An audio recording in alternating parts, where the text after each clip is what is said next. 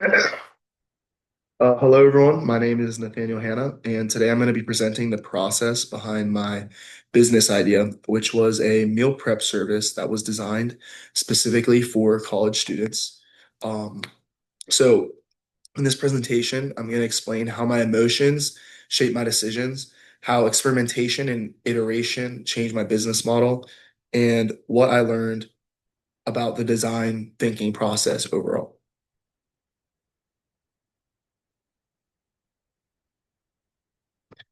So, role of emotions.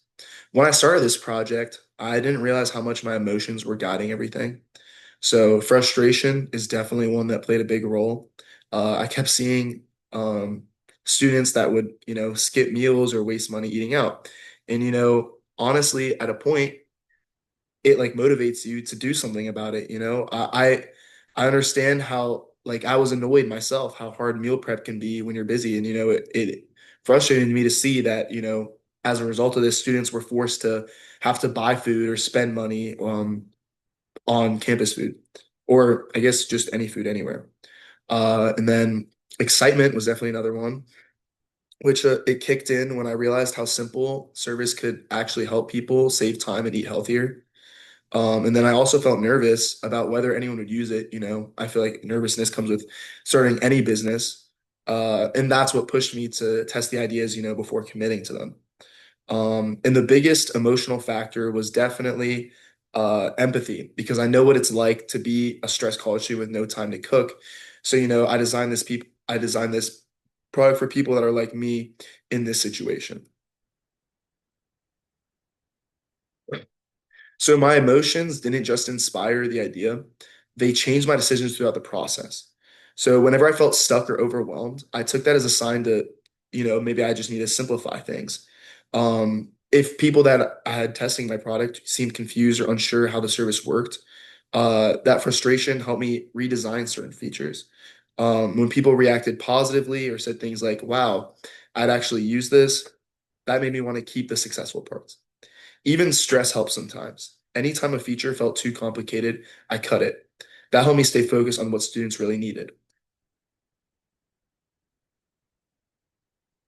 So my experimentation and iteration. A huge part of my project was based off experimentation. So I learned pretty quickly that my first version wasn't going to be the final one. You know, I ran small tests instead of trying to build everything at once, and I kept reminding myself that every version was temporary and that changes were expected, not mistakes. So the more feedback I got, the more I realized how important iteration was. And every test definitely helped me to improve my business model and make it more realistic for real college students.